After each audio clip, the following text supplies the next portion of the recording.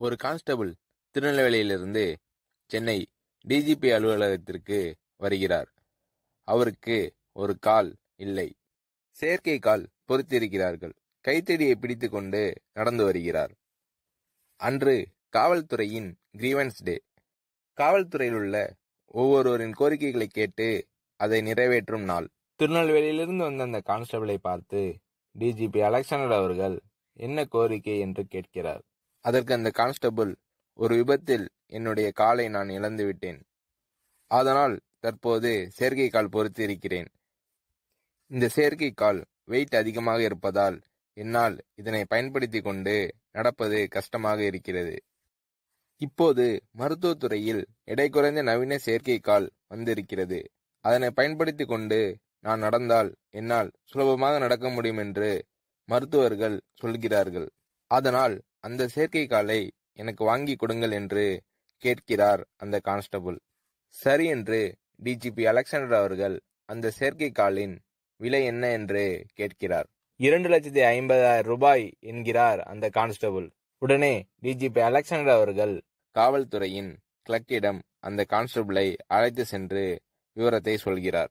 அந்த கான்ஸ்டபிளின் விவரத்தை சரிபார்த்த அந்த கிளர்க், இவருக்கு வழங்க வேண்டிய அனைத்து நிதி உதவிகளையும் வழங்கிவிட்டோம். இவரின் கோட்டா முடிந்துவிட்டது. அதனால் இவருக்கு இனிமேல் பணம் வழங்க முடியாது. உங்களுக்கும் இவருக்கு பணம் வழங்கும் அதிகாரம் இல்லை என்கிறார் கிளர்க். டிஜிபி அலெக்சாண்டர் அவர்கள் அந்த கான்ஸ்டபிளை திரும்பி பார்க்கிறார். அவர் பாவமாக நின்று கொண்டிருக்கிறார். உடனே அந்த கான்ஸ்டபிள் டிஜிபி அலெக்சாண்டர் அவர்களிடம், சார், உங்களுக்கு அதிகாரம் இல்லை என்று எனக்கு தெரியும். நீங்க அம்மா அவர்களிடம் போய் கேளுங்க, அவங்க நிச்சயமாக கொடுப்பாங்க சார் என்கிறார் அந்த கான்ஸ்டபிள். டிஜிபி அலெக்சாண்டர் அவர்கள் அந்த கான்ஸ்டபிளிடம் மனு எதுவும் இருக்கிறதா என்று கேட்கிறார். உடனே அந்த கான்ஸ்டபிள் தான் அம்மா அவர்களுக்கு எழுதி வைத்திருந்த மனுவை டிஜிபி அலெக்சாண்டர் அவர்களிடம் கொடுக்கிறார். அம்மா அவர்களிடம் சென்று டிஜிபி அலெக்சாண்டர் அவர்கள் அந்த கான்ஸ்டபிளின் விவரங்களை சொல்லி அவர் கொடுத்த மனுவை கொடுக்கிறார்.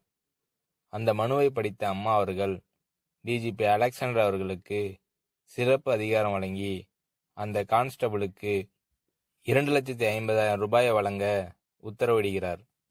பிறகு டிஜிபி அலெக்சாண்டர் அவர்கள் அந்த கான்ஸ்டபிளை அம்மா அவர்களிடம் அழைத்து வருகிறார்.